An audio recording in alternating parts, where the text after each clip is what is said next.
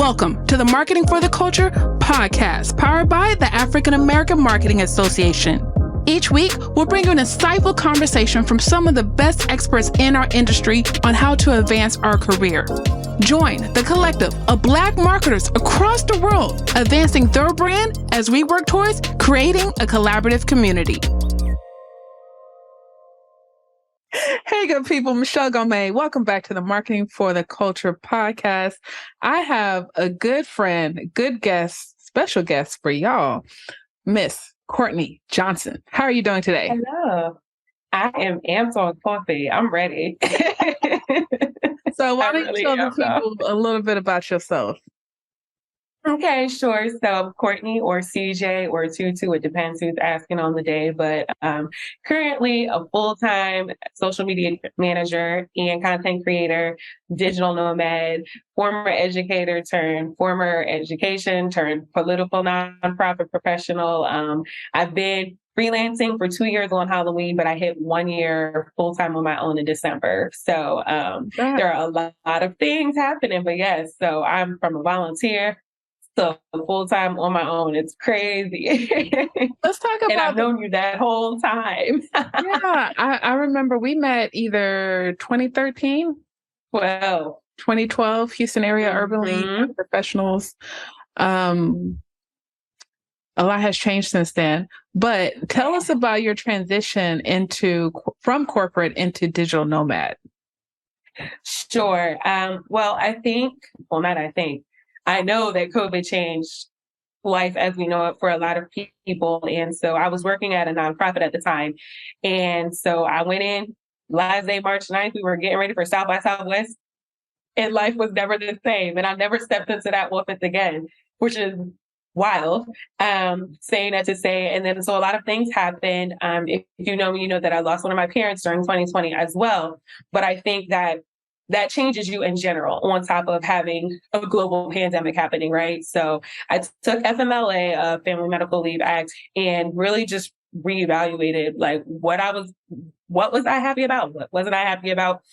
And I came back to my job and it was just, I can't stay here. Wow. I knew I couldn't stay there. And so, but I also believe that if people ask you to do something for three times, you need to get paid for it. And so for whatever reason, in October 2020, 3 people in a row had said, hey, CJ, have you thought about getting paid to do social? Because I do it for like a lot of organizations like Urban League and Professionals or my job, side projects, et cetera. But I never did anything on my own. But I hit that third time and I said, something is brewing here. I don't know, big homie. That's what I call the one above. But that's how I got started. And then I eventually started matching what my 9-to-5 income was making with my side hustle, changed jobs.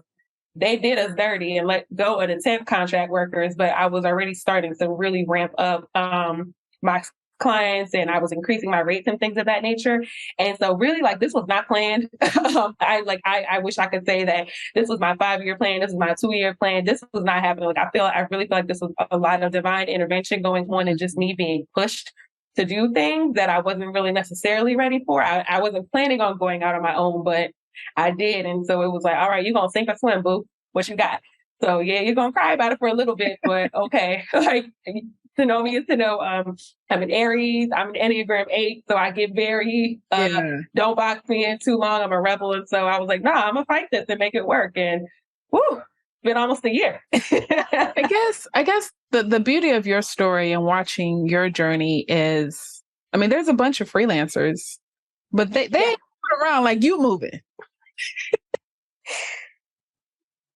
They ain't moving around like you moving. And you lived in Mexico for a couple of months. And you know, I'm just glad you're here on the podcast, girl. Like,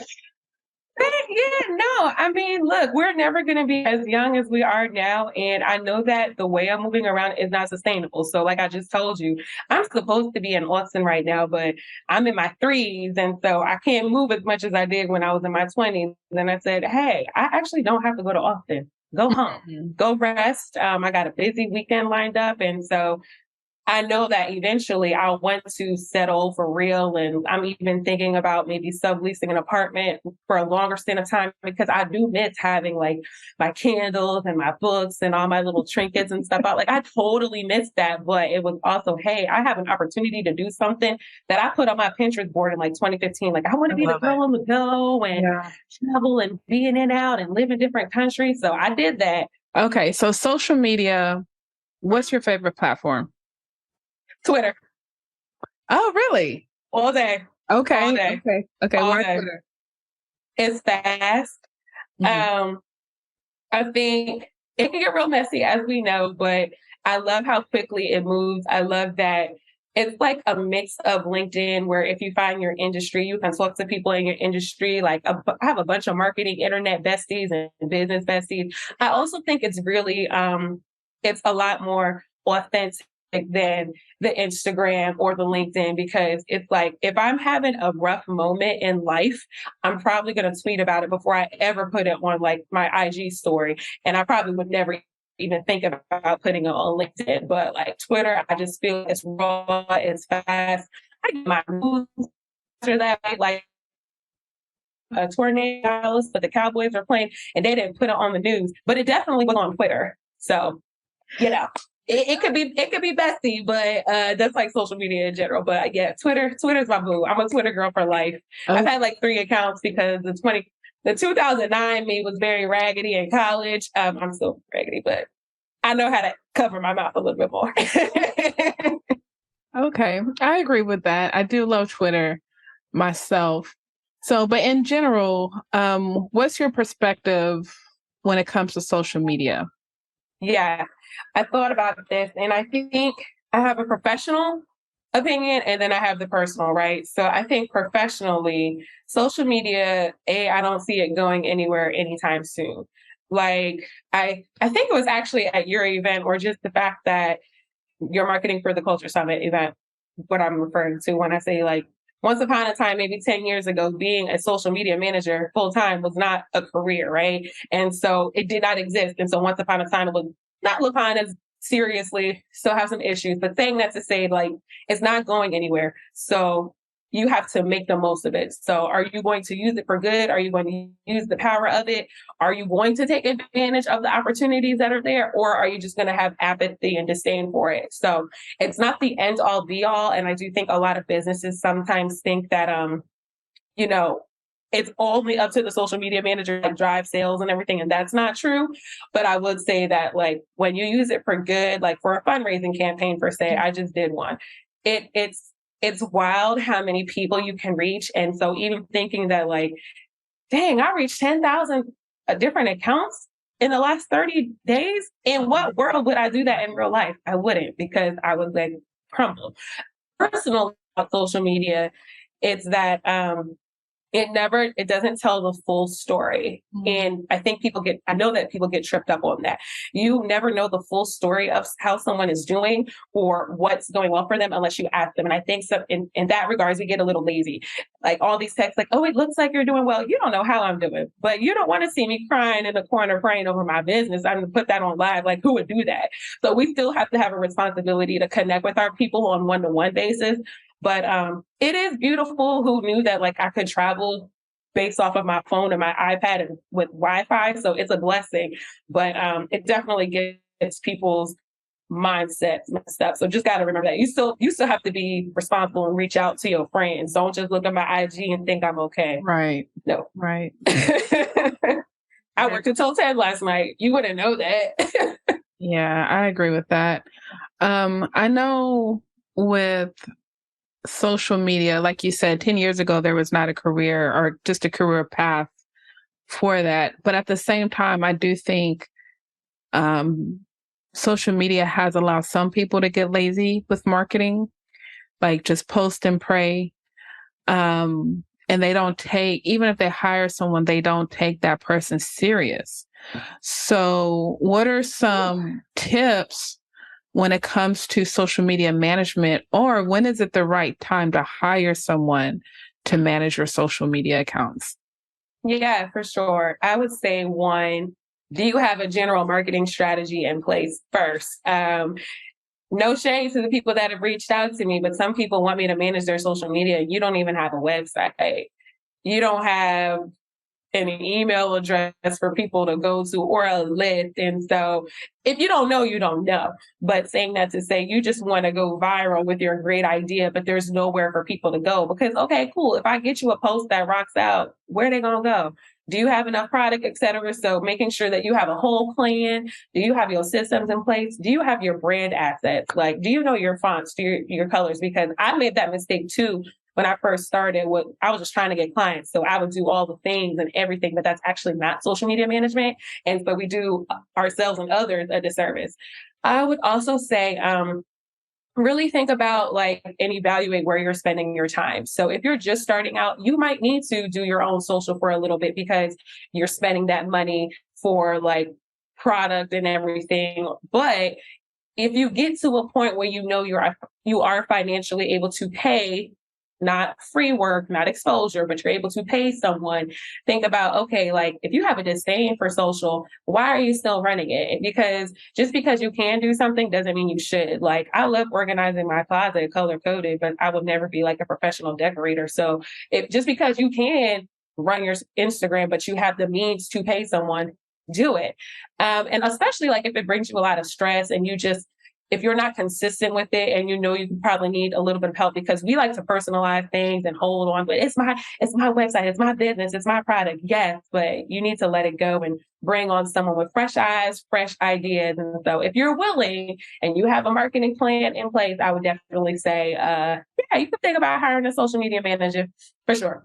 But just know that it's not just know a little bit of the pieces behind it. It's not just me posting on my phone.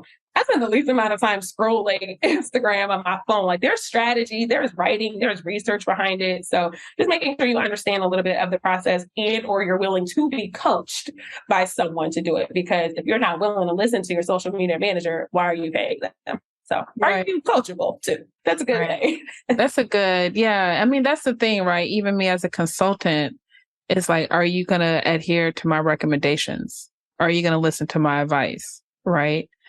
Yeah. That's a whole nother tangent. Ooh, I know. I was you could go on for that. That's a whole separate.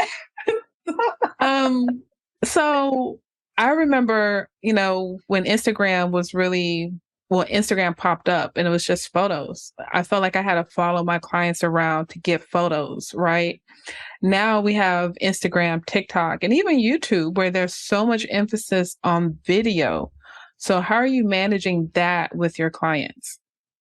That's why I'm in Houston right now because I had to get and gather two of my lovely clients. I love them. If y'all are listening, I really do. No, because I get that sometimes if you're running around and you're busy, you don't have time. So it's hey, let's get on the schedule. Give me 2 hours. I think I have 100 pictures and videos of them from 90 minutes of actually filming and then 2 hours in total. So sometimes it's a matter of I give clients homework a lot, especially if I'm going on vacation. Hey, I'm going to be gone for a week. Here's a list of 10 videos. If you give me 2 or 3, I'm cool with that. Also coaching people because I think, I said this recently, but even the term Reels or the term TikTok makes people intimidated. But when you tell them, think about it as you're just filming an Insta story. It's light bulbs go off in their brain and, oh, okay, it's just a short video. It's the same thing. But because Reels and TikTok were branded as this new brand intimidating thing, people have a little bit of an aversion to it.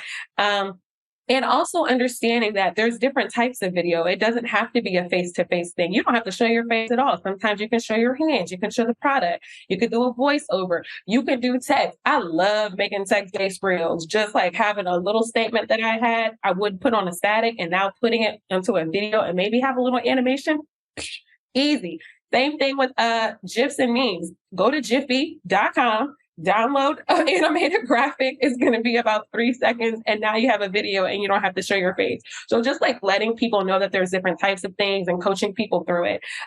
Myself included, I hate hearing how I sound, but you have to get used to it. And so you might hate how you sound and or look at first, but once you just start rolling and getting used to it, let the perfectionism go. But most of my better content performs when I'm just ugly and raggedy. I put on lipstick because I was talking to you today, but I'm definitely in sweatpants because that's when I get the best content and that's when I'm doing my work. It's okay. Like document your day. Don't force it. Just push it. But I will come to you sometimes, and I do. That's why I'm traveling right now. Document your day. I need to do it. That was from Renee Bull. I did not coin that term. That was Renee Bull, helpful digital marketer. That was not my term. That was all her. But I use it.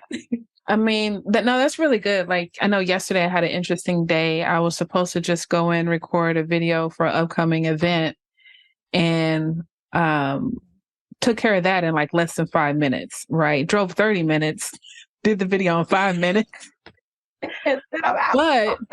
but was interviewed on a podcast, impromptu interview. Like, oh, let's go over here and do this. And it was just like, I had a friend with me. He's like, Michelle, is this what you do? And I was like, only because you're here. Like, this doesn't usually happen. Listen, you got to stay ready so you don't get ready. Yeah. That's why I'm in brand colors a lot. I wear a lot of black. I wear a lot of pink or gray, just so if on the fly, okay, cool, it's gonna be but even if it doesn't, it's okay because I can throw it on a cover photo. Ain't no pressure.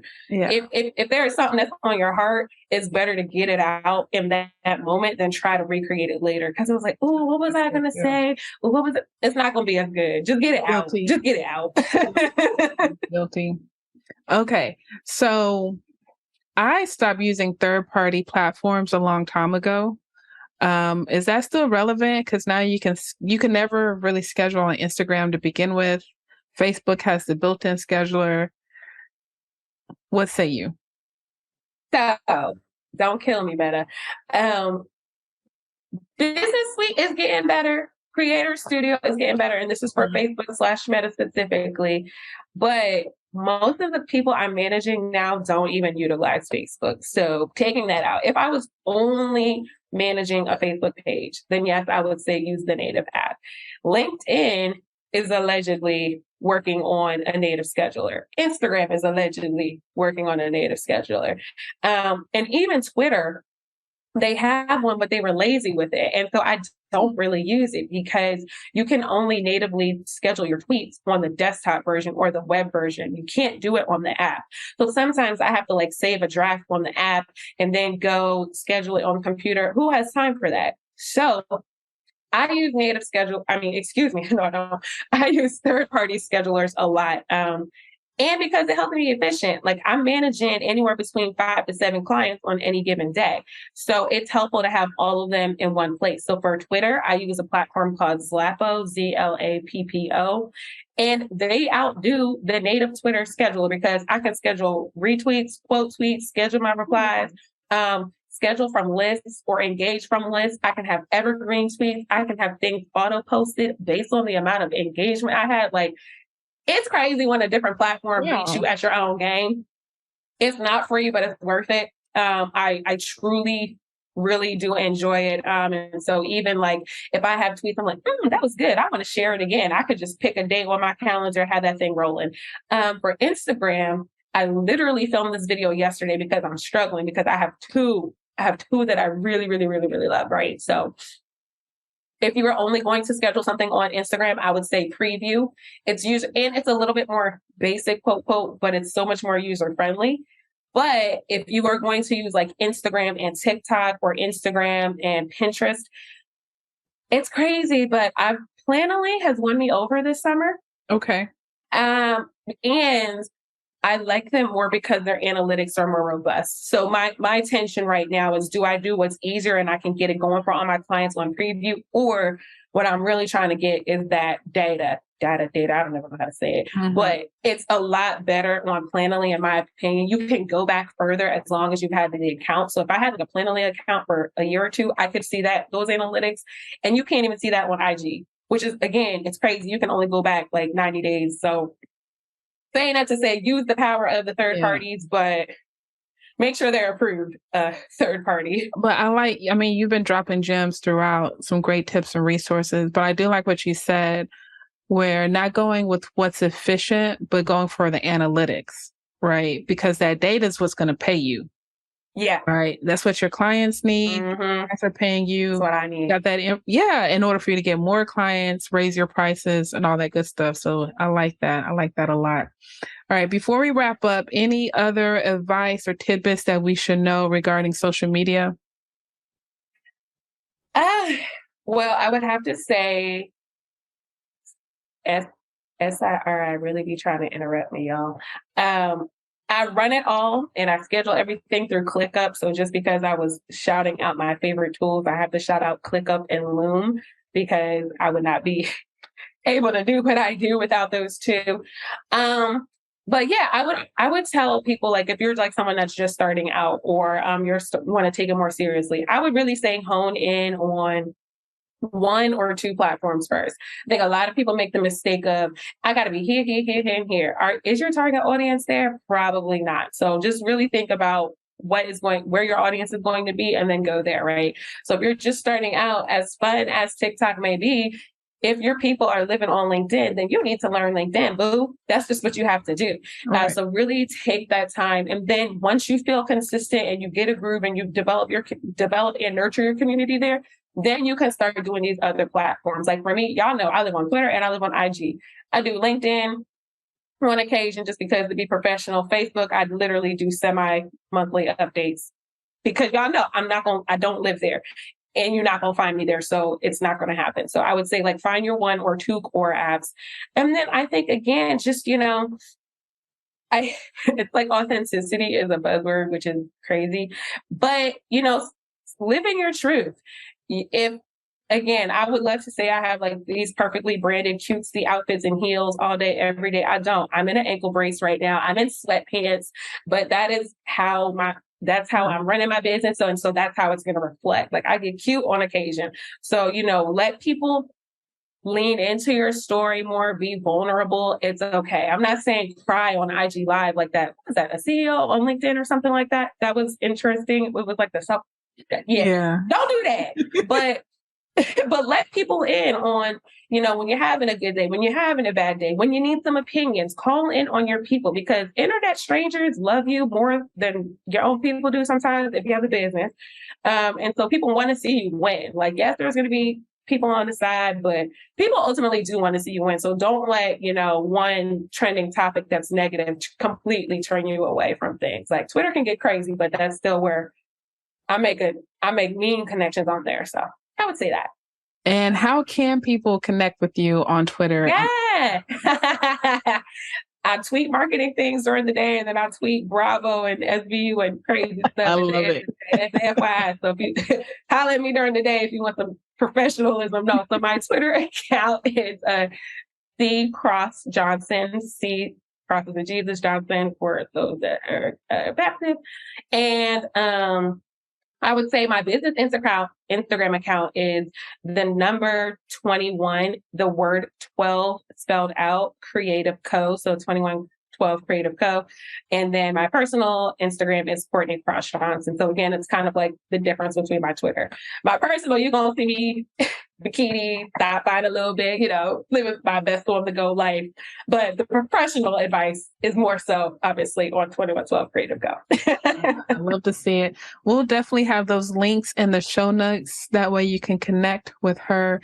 CJ, I want to thank you so much for sharing your wisdom today. I always love to get my people on here. I appreciate you. Yeah. And I'm proud of you. Thanks, girl. For all of y'all listeners, thank you. Make sure you subscribe, especially on YouTube, Apple, Google Podcasts, your Spotify, your favorite platform. Rate and review. And remember, I believe in you. Thanks for listening to Marketing for the Culture. Bye, y'all.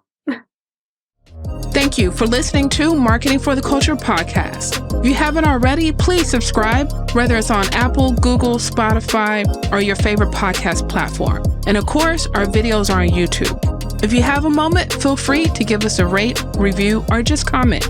We appreciate our sponsors for their continuous support. Also, if you're interested in learning more about our sponsors or becoming a member of the African American Marketing Association, visit aa-ma.org.